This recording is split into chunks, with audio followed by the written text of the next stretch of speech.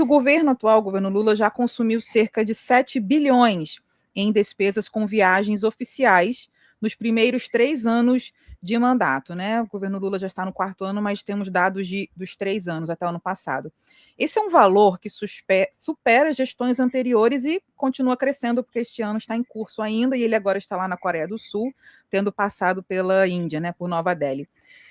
Isso é justificável? Não é. Não precisa.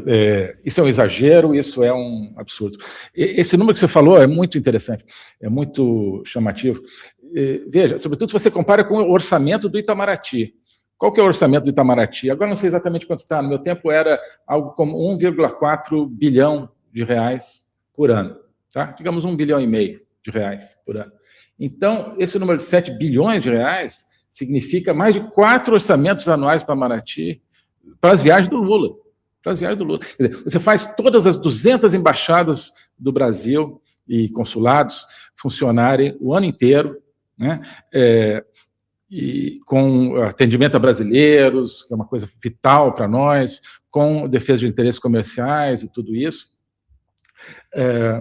com 1,5 bilhão, e Lula vai e gasta 7 bilhões em viagens, né?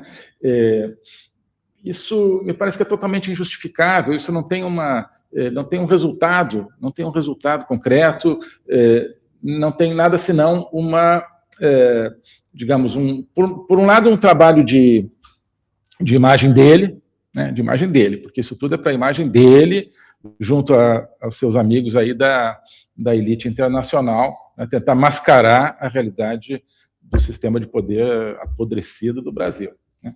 E segundo, o desejo do luxo, né, porque ele poderia fazer tudo isso, né, gastando, né, muito menos, gastando talvez a metade ou menos da metade disso, que já seria muito. Né?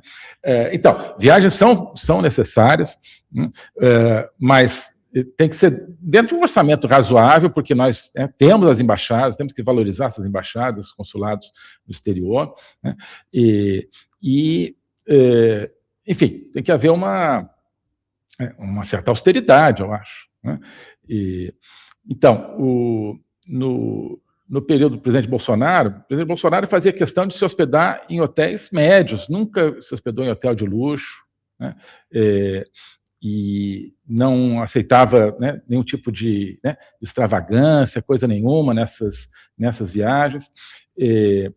Isso, claro, era necessário. Se você gasta muito em segurança, por exemplo, nas viagens, mas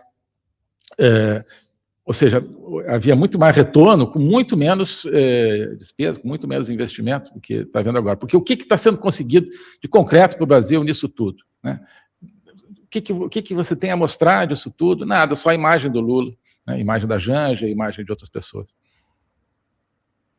Falando na Janja, ela passou, dados também mostram que ela passou cerca de 130 dias fora do Brasil, desde 2023, mais do que o próprio presidente Lula.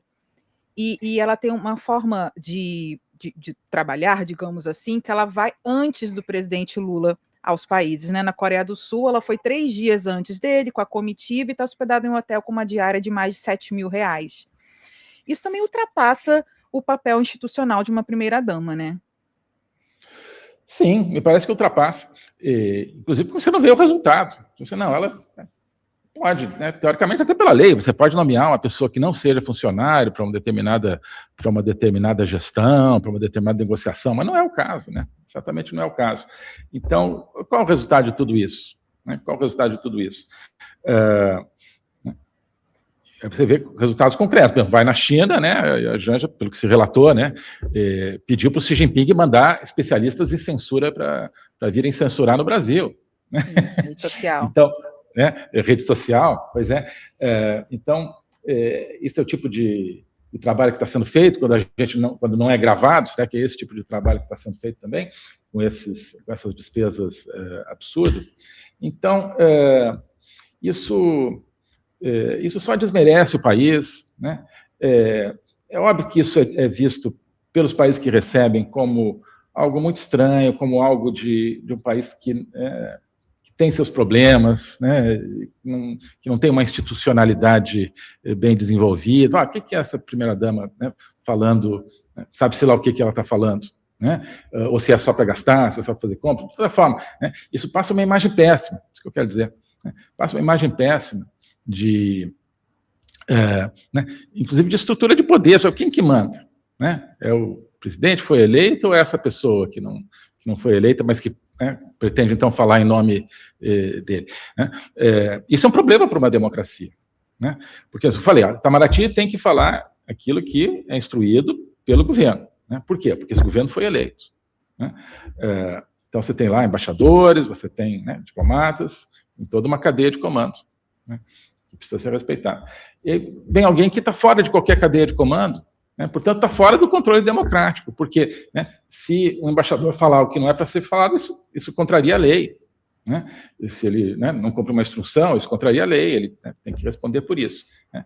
Agora, quem que controla as instruções e cumprimento de instruções da Janja, né? Quem que controla isso? Onde está o controle democrático disso, né? Um ministro, sobretudo, o chanceler ou qualquer outro ministro, pode ser chamado ao Congresso. Eu fui várias vezes convidado ao Congresso para esclarecer pontos da política externa e tal. Vai chamar a Janja para esclarecer o que ela está fazendo? Deveria chamar, mas assim, não existe essa expectativa de que ela preste contas. Então, é toda uma vertente da política brasileira hoje no mundo que está oculta, porque não sabe o que ela fala, né? E que não presta contas à sociedade brasileira, num regime democrático. Então fica parecendo realmente que você tem um regime democrático só na fachada, mas que quem manda realmente são pessoas ali que, né, não foram eleitas, que estão ali, né, de alguma maneira, né, gravitando em torno do poder e de uma maneira que não é controlada pela sociedade.